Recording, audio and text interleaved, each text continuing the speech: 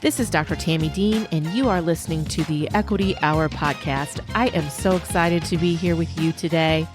My goal is that as a listener, you leave with new ideas, resources, and actionable steps for your educational community.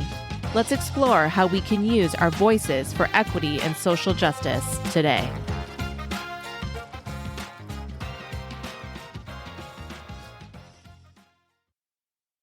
Hello, everyone, and welcome to another episode of the Equity Hour with your host, me, Dr. Tami Dean. I am thrilled today to introduce our guest for this episode. I am so excited to talk about all the things. So today we have with us Kass Minor. Kass Minor is an inclusive educator and author who is deeply involved in local inquiry-based teacher research and school community development. She is the author of Teaching Fiercely, Spreading Joy and Justice in Our Schools, and the co-founder and chief strategist of the Minor Collective, a community-based organization designed to foster sustainable equity and literacy in schools. While she has worked in numerous capacities and partnerships with universities and school districts, classroom teacher has been her most coveted role. Her pedagogy is centered on joy from the communities that surround her and motivated by the idea that every adult can teach and every student can learn. Teacherhood paired with motherhood has driven her love of information sharing, redefining who gets to be the knower in the fiery world we live in today. So all those things. Hi, Kass. Hey, how are you, Tami? It's so great to be here. Thank you for having me. Oh my gosh, I'm so excited. Everything in your bio is all the things we stand for here at Dragonfly Rising. So I am just so thrilled to get to talk with you today and talk about your book and share that with all the educators out there listening today. Incredible.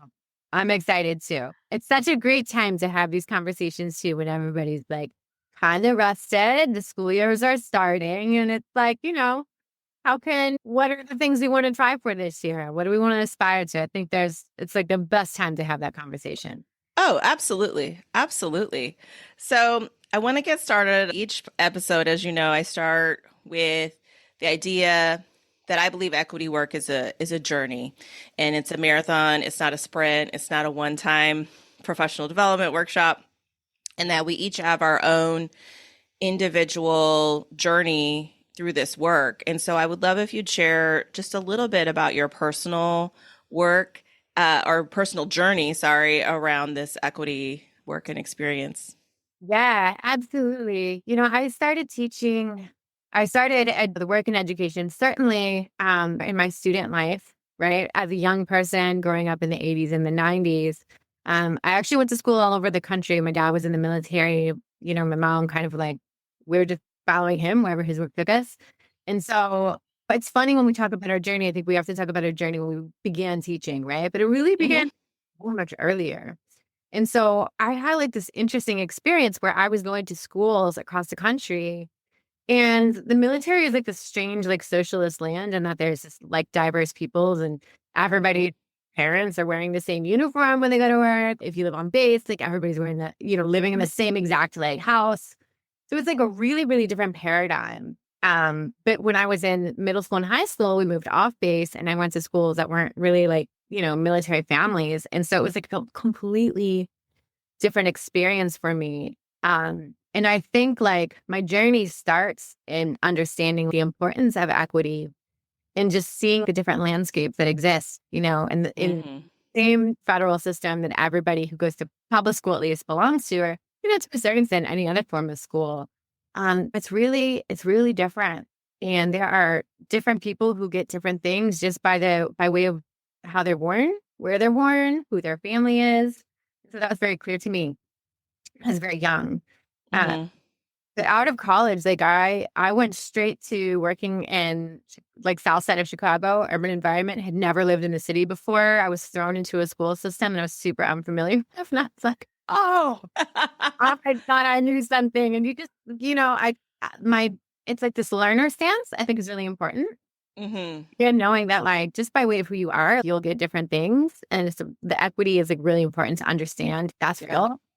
I think secondly, if you're new to the community, you can bring your book learning, you can bring your degree with you, whatever. But equity work really is inextricably linked to the communities that you are working with. And so, this is when I'm like 21 years old. It's Yeah. literally more than 20 years ago at this point. Me too, girl. That I understood it is important to understand the foundations of learning, et cetera. But I would argue more importantly, especially when you're thinking about building equitable foundations and opportunities for everyone, you really have to position yourself as somebody who's actively listening, and you're not in it for the optics, right? It could feel very cool to be like, oh, I'm doing this equity work and like I'm in this book club, but Hmm. very different experience when you are positioning yourself in a community and you're like, oh, I am not the person who knows all the things. Like, Yes. right. And sometimes those folks might be less than 10 years old, right? Like, Yes. many times they're the kids that are in your classroom that you really need to like lean into and listen to and understand, like, oh, like maybe I need to do things a little bit differently. Absolutely. Yes. Yeah. Like, Oh, one, right? Like, there's a lot of other stuff, but that's my foundation right there. the core. Yeah. The leaning into being a learner and understanding the community. I think that's the piece that, and I actually just talked about this on my recent podcast episode too, was the idea that you have to know your why and you're not just doing it because everybody else is doing it. Like that learner stance, that intentive, reason for why you're doing it. And the listening and the learning part is super important. Like the assumptions is the problem. And I love the idea you need to listen to the students, right? Right. they they live in that space. They're part of the community. And I would even say you need to listen to their parents, Yeah. because sometimes I feel we're quick to project blame on or judgment on different ways of parenting or ability to engage or access with the school system based on like personal experience, Yeah. right? Like it's supposed to look like A, but it's really looking like B. And so because it's looking like B, that must mean these parents don't care, they're not involved, or whatever that, judgment narrative is. Yeah, totally. I think what's interesting is like there's so much cultural capital that families of all kinds bring. And I think that Hmm. be aware of, as we're building equity not and equity includes like this, like everybody has a right to a joyful experience in school. The learning Yes. life of everybody in a school community should feel good. Like people should not have to feel a sense of trepidation when they go to, a PTA meeting, for example. Kids should, Yeah. they should never feel like that when they're in classroom. But unfortunately, like that's why you and I are here in this conversation, because it's very common for people to have those experiences. And so I think like this idea of, really leaning into families and understanding all the things they have to bring, it's important for us because school is really designed in this sort of silo, right? Like reading big books with lots of words and writing long essays with, nice vocabulary. Like that's one way to be a learner, right? But Hmm. you're living in 2024, right? Where there are so many things that we as educators have to contend with. We're thinking about AI, like the Yeah. AI to generate so much of what is on state standards. It's frightening and it's a reality that we have to think about, right? And so Yeah. I think leaning into kids' ability and families' ability to communicate, like, what are they able to do in the home? This idea of funds of knowledge, how are we Mm. bringing that and bringing it into our schools? When you go to communities who are really doing that, it makes, it's such a different experience than people who are just sort of like working in this meritocracy or climbing the social ladder. That doesn't mean the same thing in 2024 as it did in 1992. And so Yeah. part of equity work is also like evolving in like our current reality. Like what are kids contending with and what's different about what they have access to and what's happening in their world as opposed to when we were students, right? Yeah. Absolutely. It's like night and day. Like I joke that I'm so glad that like social media didn't exist when I was, in college in the 90s or school in the 90s.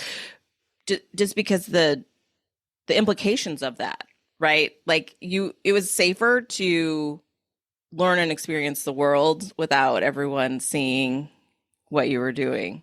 Yeah. But yeah, but oh yeah, there's so many things. And like, how do we change? And I think one of the challenges is it seems that education is slow to evolve. I had so much hope, as troubling as the pandemic was, right? I had so much hope that we would shift how we think about learning and students and education.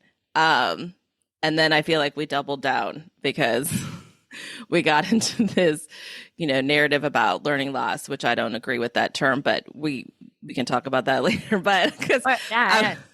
I'm like, they didn't lose anything. Okay, but anyway, I digress. I do want to talk about because you mentioned and talked about everyone deserves joy in their educational experience. And that is one of the things you talk about in your book, Teaching Fiercely, which I love this book. First of all, y'all know I'm the biggest book nerd, but like I was just smiling reading your book, Kass. Like Mhm. it's written in such a way that I feel like you're talking to me. Yeah. So Yeah, we're friends. You're teaching fiercely, you're friends with me now. It is. yes, like I do. But you talk about joy and justice and showing up as your whole self. And that's one of the things like I personally believe in. I feel like when we show up as our whole self and use our voice, we give space and opportunity for others to do the same. So I would love for you to talk some more about that and what you talked about in your book. Yeah, absolutely. I think about longevity in this life, right? Like especially being connected to education and people who are in that work. And I think a lot of folks who are in it for a long time are in it because they are able to be themselves, to bring all of themselves into the classroom space. And I have a lot of beef with this idea of like separating, oh, like I'm here, I'm this person at work, I'm my professional self here. And then when I go home, like, that's my personal, a separate situation. But for sure, like I don't suggest that like folks say all the things that are happening in their personal life in the classroom. But I remember like, I was alternatively certified back in the day. And so my teacher education was fairly like I was working full time and learning to be a teacher. And it was sort of like I had so many deer in the headlights moments. So Mm-hmm. what I often leaned on is what I knew about teaching and learning in outside of the classroom spaces. So, like I just remember being 15 years old and my dad teaching me how to change the oil in my car, like, how to do a tire change. I remember sitting on the couch with my grandmother, like learning how to crochet. And so there's this really important component of learning that is deeply relational Mm. for so many kids. If that is not present in the classroom, and for so many adults, we are conditioned to just keep on going regardless of how we feel. Like that's what our society teaches us to do. Mm-hmm. When you allow, like I'd had to lean on relational learning because it is what I knew best when I was not yet comfortable with like all of the components of a lesson plan. And when I really didn't quite, I was still figuring out like, unit trajectories and like how to get from point A to point B. I have my license in general education and special education. Mm-hmm. I had a lot of kids. I had 15-year-olds with severe dyslexia who really didn't navigate sentences yet. And I was trying to teach them 10th grade science standards. And so there are all these things that I didn't feel comfortable doing. But the thing that I leaned on most was, this idea of relational learning. And so I never separated, my home life from my work, from my teacherhood, right? And so Yeah.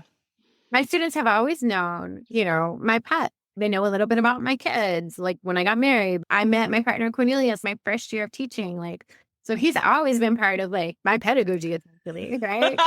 Um, and I just think that so many folks try to do teaching without bringing like these really deep parts of their heart into the conversation, Mm. and it's just unhealthy because teaching is one of the hardest jobs in the universe, I think. And if you Yeah.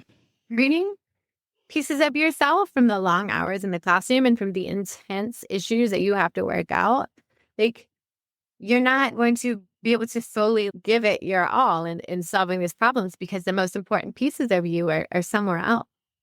And so the joy is, it's not stereotypical, like, laughter and jokes or whatnot. The joy of just being able to go home at the end of the day and being like, what? I did my best. And my whole self got to enjoy that, not just like a small part of my brain that, like, knows lots of vocabulary and can get a class to be quiet within like 3 minutes. It's Yeah. such a different conversation when you are not separating yourself from school in your home life. I just resonate with that so much because I don't feel like I separated it either. Like I just, as you were talking, I'm reflecting back and thinking about some of my former students, right? They were like, just the things they would say and do because they knew about me. Like one was, I just, for some reason, this flash in my mind, I had this sweet sixth grader. It was around Christmas time and she went, I don't know, maybe went to the dollar store. I don't know. Anyway, bought me some makeup because she was like, Oh you my owe, God. yes. She was like, I know you like to look your best every day. And so I got this for you.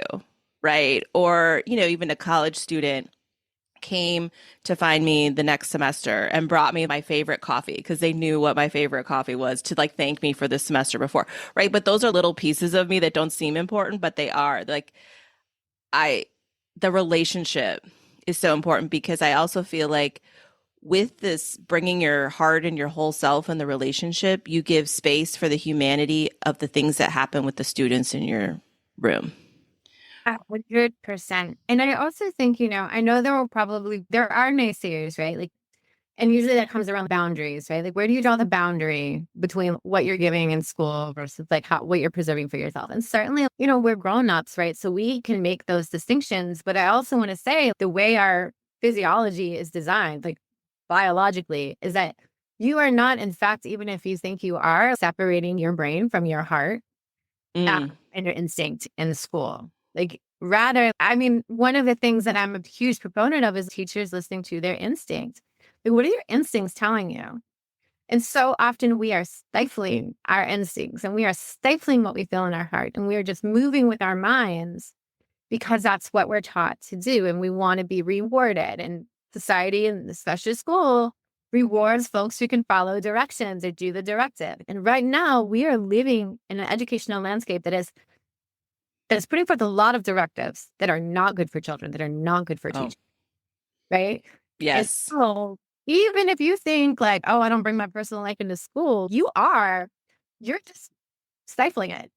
And so do that over like 4 or 5 years, you most likely you will no longer be in the teaching profession because you will burn out and it will not feel good to show up in school when you don't have your whole self present.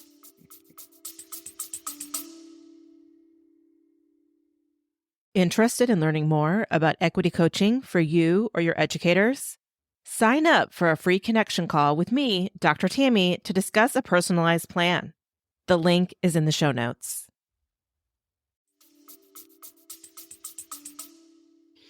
Yes.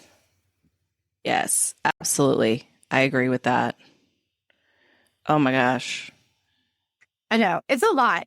I'm Like, well, just, it's 0 to 360 real fast with me. I have a hard time with like small talk. It's always like real deep, real fast. look, this is my favorite kind of talk. I'm just like, ooh, yes. Because for me now, this becomes reflective as I think about conversations I've had with educators and their frustration and why they're leaving. And this, I 100% agree that our educational landscape is becoming very directive and it's taking the professionalism away from the educators who are there to do the work. And in your book, I feel like we're connected in some way because you're like, I did this because this is what I felt like was best for my students. And I was so much the same way as a very young teacher. And when I was in university preparing future teacher candidates, and we would talk about this, and they're like, well, how do I do that? I said, well, you're gonna have to figure out what that looks like for you because what I'm comfortable, you're a different person, right? But this idea, and you wrote about this, is that educators are in a space where they might want to when we think about listening to our instinct, but there is I'm going to use the word fear a little Mhm. bit Well, around it. for real. Google it, folks. There's tons of research on it. Yeah. And it troubles my heart Yeah. because we're doing such damage to kids and we're doing it to educators as well. And I know there's a lot of conversation right now, and I'm curious what you think about this. There's a lot of conversation right now around the uptick in behavior challenges with students. And I firmly believe that one of the main reasons for that is how we've shifted what classroom looks like. And we're just expecting people to sit and get and not bring their humanity. So I don't know. Do you have any thoughts about that? Oh my gosh. Do I have thoughts about that? I mean, I think, first and foremost, to talk about the journey of what I do now versus like being in a classroom every day with Mhm. children. I just remember being a teacher and, we would get the professional development experience. There would be consultants coming in, like doing a keynote or, working with us. And certainly it wasn't all terrible. But the thing that I really had a lot of disdain for is when people would tell me what I needed to do without Mhm. experiencing my classroom life with me. Yeah. So when I bring that up because I think that, there's a huge disconnect between educational research and people who are living classroom life daily, right? And so this idea of teachers going to, you know, build knowledge and just having a person like talk at the front of the room and just like say stuff and they're supposed to like internalize it and then execute it. It's just such a bad model of learning. Like what we know about learning, that is people can do it. Like people are conditioned to do it, but it's very adrenaline based. It's, if I don't know this thing, then like I'm going to get a bad review and I'm going to have to go to the principal's office and like they're going to tell me I need to do all these things to improve my teaching. And so I think part of it is like teachers don't get that. Teachers don't get rich learning experiences. And so when teachers are in classrooms right now, like doing what we're talking about is almost subversive, right? Mm.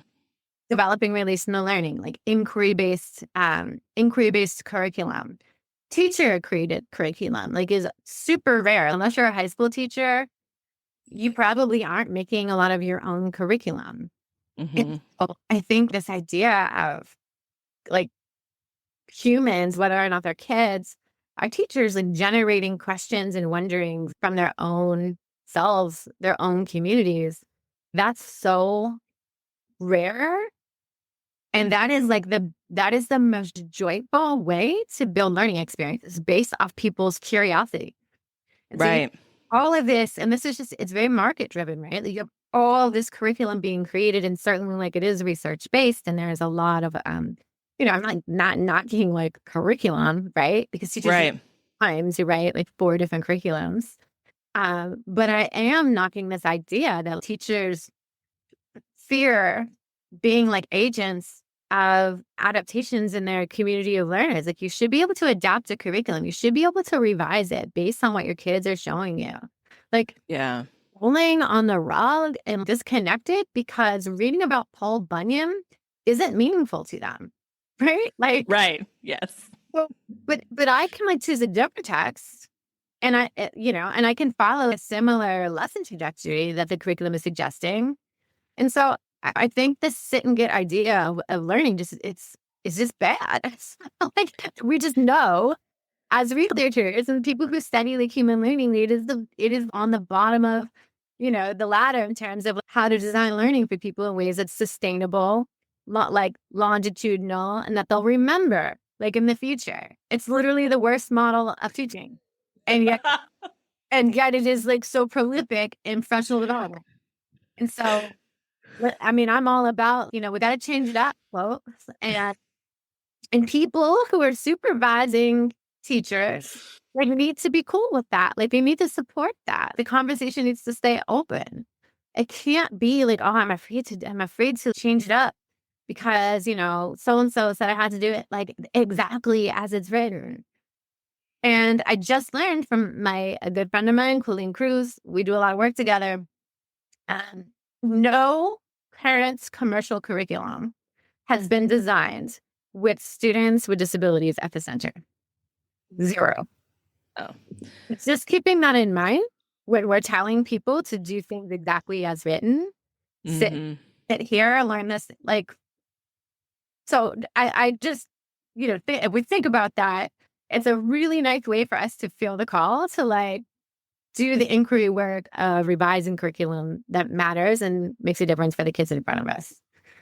Absolutely. I feel like it's so sad that I am not surprised by that fact. Like, I wish I was, but I am not. And I have had the experience of working with so many teachers that really were in fear of moving outside of the scope and sequence. Like what you're talking about, their students were telling them they needed more time with certain content, or they were curious and interested in the content and they really wanted to spend more time in that space.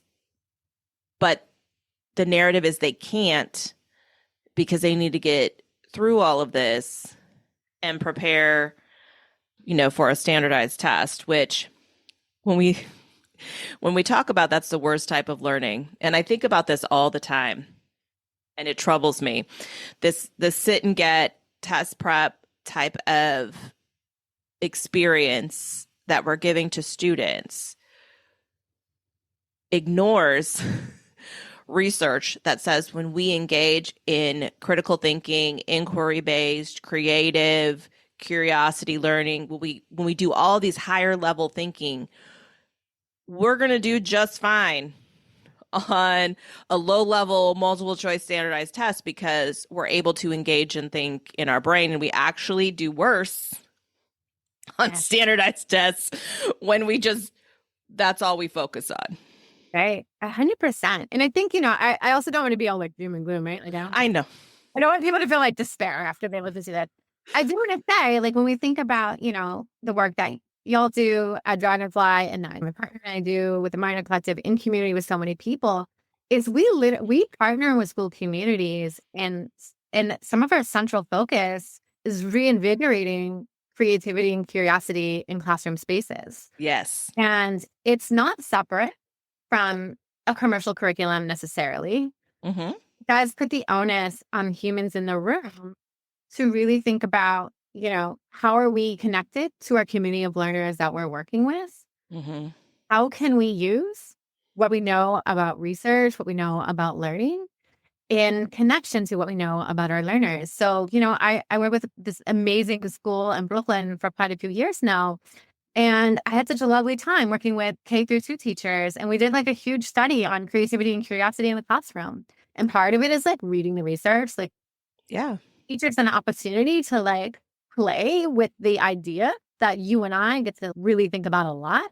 Yeah. Always get that opportunity. It's very much respond. So less proactive opportunities for educators to play around with these ideas. And then, usually myself or Corn will design an experience for them that simulates classroom life. We might invite some kids into the space, ask them questions about how they feel. And then we try it all together. There's so many rich opportunities to build what we know are joyful learning practices, but it does require us to be willing to do those things even when people are recommending something very different than our personal philosophies. And we really have to prove, I want to say prove, we have to have data that supports what we're doing. Yeah. Right? That's huge. And that has always been my ace. These are artifacts. These are the experiences. This is what kids are saying. This is what families are saying. And certainly I know there are people who will still say no, but many people in my experience are more open to conversations about doing things a little differently. Yeah, absolutely. I agree with that. That's one of the things I used to tell my students. I said, you need to have the why and the data about why you're making the decision you are. And you're getting the results, right? That it's hard. because we are in such a data driven, right? And to me, and I want to be clear, when I say data, it's not just quantitative data because we tend to focus on that a lot. Like, and you mentioned that qualitative piece. Like, what are the students saying? What are the families saying? What are we noticing around the communities that we engage with and how they're feeling, and showing us when we engage with these kinds of opportunity. But absolutely, right? And when you're talking about the humans making the decisions, right, to engage with this and leaders providing opportunities for teachers to engage with this, I think that's a really important piece. And it makes me think of, in your book, you had this great visual, right? Like the cogs and the generator of hope and how this all works together. So I don't know if it's easy to describe for you. I know those of you listening might not be able to visualize it, but that's why you need to get the book so you can see it. Uh, Thank you. you're welcome. Do you want to let's talk a little bit about the generator of hope? Because I feel like that connects so well. Absolutely. So in my book, I have this conceptual framework. It's called a structured generator of hope. And I was finishing this book like right post, lockdown is when I think I turned in the manuscript. And so it was a really nice space to reconsider or, revise how I envisioned and my community envisioned like school. Right. And so I know like it sounds cheesy, but hope is a really important thing for us to maintain if we are to be committed to work towards something different. And Mm-hmm. so this idea of radical hope really drove the structure generator of hope. And so radical hope is this ability to be committed to working towards something different, even when you don't necessarily have schema or experience in what you're working towards. And so I think many of us who are in the work of revising education did not have the kinds of school experiences that we would want for our own children. We want something better, right? And so Yes.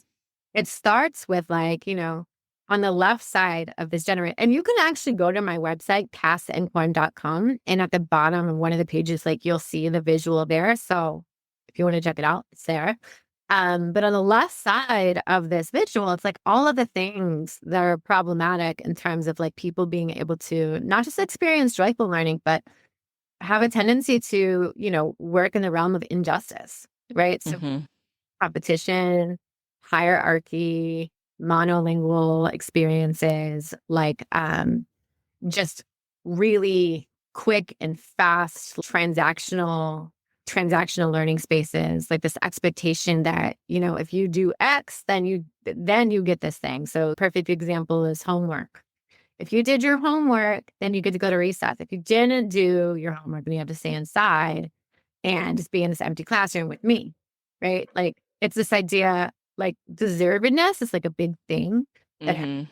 so that's on the left side. It's like all of these things that exist, but we want to move toward away from, right? So like on the very far end, it's collaboration, relational learning. And there's a whole list there, right? But I'd also want to complicate this idea. You can't just, it doesn't happen overnight, like this move from transactional basis to all of a sudden more relational. Like there's something that has to happen. Yeah. Cool routines, like really generative community conversations. And so in the center of the generator are these cogs, right? Are wheels, I should say. And like one of those wheels is dreaming. And when I say dreaming, like we have to be able to work together to envision like other stuff. If we are in a space where we can't imagine anything different, then I think that's very dangerous. And so we have to like do that work. The other thing that's really important is routines and rituals. So Mm-hmm. we as a community of educators like have to make time that's not necessarily like outside of our school day. So teachers, that's very difficult for us to do because we don't always have control of our programming. Yeah. I do think like there's some creativity that can happen. Like I'm a big fan of like lunch as a dreaming space. Not everybody likes to do that during lunch. So I don't have all of like the nitty-gritty answers. Yeah. I think like these bigger ideas are really important.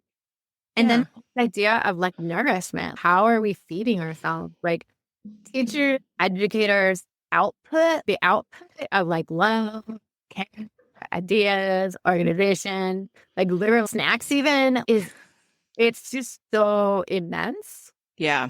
Yeah. I think about school spaces, like what are we like giving one another? Like how are we feeding each other? I think is a really important thing for us to consider. So whether it is actual food, that is important too. Cause I myself still like in the game for so long and I just skipped lunch yesterday. I'm like, what am I doing? Why am I skipping lunch? I'm Yes. bad. I preach about not skipping lunch. So whether or not it's food, cool. But also, like I said, I work with a librarian in Canada and she set up a thought sanctuary space. Another thing I talk about, which is essentially a space for people to play around with ideas Mm. that not require them to produce or have something concrete that has definitely worked. Teachers have to be able to play around with ideas. For me, that was the biggest source of nourishment. When people gave me time to like read and consider and make stuff with folks, like that fed me. But I had to, unfortunately, like I had to make that space more often than not. Yeah. And so the last thing I'll say is that the idea of generator is really, really important. So generators do not produce like new energy. Like there's no input of energy. It's like the machine working in itself Mm-hmm. generates own energy. And so I say that because I think folks look outside of their community to make the change. Like they bring people in, which is, it's always good to have another perspective. But the change is going to happen within the community. Like it's Yeah. going to happen. It's the energy that's produced in an organized way amongst the folks themselves. And so that's the generator part, which I get really Mhm. excited about when I see the community working together. Like that's the juice. That's the difference. Interested in learning more and getting a customized plan for you or your educators? Sign up for a free connection call with me, Dr. Tami, to discuss your personalized plan. The link is in the show notes. Oh, absolutely. Oh, my mind is just thinking about all these like movements, right, that started in a community and that power, the energy is palpable, right? When you think about that. And it's usually focused around hope, around whatever topic it was in that community. 100%. Man, we next podcast is like studying social movements because you just like that's it, right? And Right. It is. I really mean, powerful hope. It's some really powerful people coming together and like that's the change. Very unpopular to say, but Martin Luther King was not the person who made like civil rights movement difference. It was the people that gathered together and like organized in such a way and lifted him to be a voice of people, right? It's absolutely. a lot of opportunity for us. Absolutely. Well, and I think that just speaks to the power of our collective, and maybe that's why you're called the minor collective. I don't know, but but it makes me think of that, right? Like the collective, the power of the collective people in looking and wanting for something new and different, and then you connect that with using your voice and showing up. Like all of these things aren't in isolation. Right. They work very strongly together to generate, right, the change that we're looking for, that we know is best for kids, communities, teachers, just the educational community in and of itself, um, and that teacher agency. And so I think about, and you talk about this in your book too, like the journey. You talk about justice. And I've always said once you start to see, it's hard to not see. I years ago when I was teaching undergrads, they read Peggy McIntosh's Unpacking Your Invisible Knapsack. Oh yeah. That's Yeah. exciting. Yes. And we came back and we had our class session and we're talking about it, and one of my students is like, I feel like my rose-colored glasses have been removed from my face because now I'm just noticing so many things, right? And so you talk about this connection to awareness in your book too, in this journey in justice. 100%. Yeah. So I believe it's chapter 2. It's like seeing and feeling the pressure, uh, Mm-hmm. right? And one of the things that is interesting is being in different parts of this country, and depending on like who you are in community with, like you'll be able to notice different things. So myself as a white person who, my first work in schools was on the south side of Chicago. So south side of Chicago is like 97% African American. And so very quickly, like the optics of what I was seeing in schools on the south side, just stuff that was happening in classrooms that would never fly in other spaces, more privileged spaces, more white spaces. Mm-hmm. Like that sight, it's like this vision, it's a click. Oh, there's that, right? And then because most of my career as an educator, teacher, classroom teacher has been here in New York City. It's super diverse, right? From school to Mm-hmm. school, district to district. And because I was in special education spaces for a really long time, the vision that I was able to, like, I just saw some really unjust situations. I write about it in my book, like disabilities and how they manifest, and different folks from different neighborhoods are seen very differently from school psychologists, from the way like the community views like their actions. And, if there is a fight, or if there is an outburst in the classroom, their classmate might come home and tell their family, and then immediately the family starts demanding all of these things happening. And there's such a lack of people, a lot of folks just don't have the experience of witnessing all of these things. So that's why it's really important to read and listen, and not just wait to talk, but just like work to understand what's happening Mm-hmm. in equities that exist in our systems. And, part of my work, especially in the realm of the equity umbrella, is just helping people know like there's so much, especially for folks who are more privileged, especially for white folks. We know 80% of teachers in the United States are white women. Mm-hmm. Population is very different, right? Like by the year 2043, the majority of folks attending public schools specifically will be non-white folks. Mm-hmm. Understanding that dynamic, like we have to learn.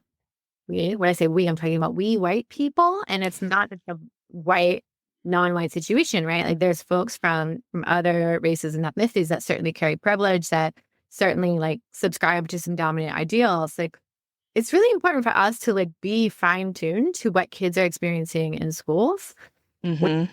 necessarily created for them, and when their family has a different cultural capital that isn't necessarily like rewarded in school spaces. And so part of our work is seeing all of the different things that are happening. And that doesn't happen overnight. It's a journey. It's literally like brushing your teeth every day. You gotta like clean, and every day you'll work on it. And you'll see everything, and it's a lot, right? To me, it's a Oh, lot. oh, it's a lot. Yes. It feels very heavy, and then with that comes like a level of care. And talk about boundary setting. Like you have to really like give yourself some grace too. Yes. But I think that's one of the most important things we do in school communities is to build people's sight. Like they have Mm-hmm. to see and feel the pressure of injustice to the extent they're able to, because many of their peers who are working in the community, many of their students feel it with such depth every single day.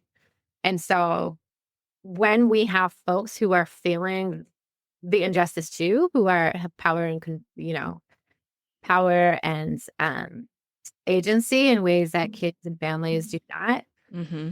families start to see like differences. And it doesn't always feel good to be the person who's like, excuse me, I'm witnessing this thing that's really not cool. Like, what can we do about it? Like, that takes some guts. Yeah, If more people did it, it wouldn't feel so scary. You wouldn't absolutely. feel like, you wouldn't feel so unpopular. Yeah, it wouldn't feel as risky, Yes, right? that's a better word. Yeah, for sure. Yeah, absolutely. Oh my gosh. Cass, okay, so I've had I feel like I could talk to you for hours, Yeah, which I'm sure. Like, what Which, the next time? right. But I do love to kind of wrap up each episode with kind of just next steps for you, and just if you want to share like a pro tip, an idea for our listeners. Yeah, my biggest mantra that I just started to develop last year after just whatever experiencing this life is never do anything alone. Don't work alone. Like that is the biggest thing I can offer right now. This work is very hard. It is very fulfilling, but it is incredibly lonely if you do not have somebody who's connected with a similar mission. That is what I can offer folks in terms of like a pro tip. Yes. But I also want to say, in terms of Minor Collective, we are really searching for ways to connect folks, to be in community with folks who do share a similar mission, who really want to reinvigorate and revise the way kids are experiencing school. We want every kid and teacher and school leader, right, to have like a time that feels full and where they feel like their whole self is included and feels a sense of belonging. And so I know Dr. Tami Dean will put some of my socials and stuff like that, but be on the lookout just for me to be connected. We have some stuff like brewing that's, not totally like nailed down right now, but I'm excited to Dr. Tami Dean and I are now like budding community, right? Like, yes. It feels so much better just when you are in conversation with people who are working towards the same thing as yourself. So thank you so much for having me, Tami. It's been a true pleasure. I'm really excited to just, keep this conversation going in whatever ways it can manifest. Oh, me too. Thank you so much for coming today, Kass. And yes, listeners, I will go ahead and drop in the show notes the connection for all of Kass's socials, connections, a link to her book, Teaching Fiercely, and head on over to Instagram because we're going to do a book giveaway. Woo-woo. Right. Yes, so you can enter that. But thank you so much, Kass. Thank you so much, listeners. And thanks for joining us for another episode of the Equity Hour. Thank you.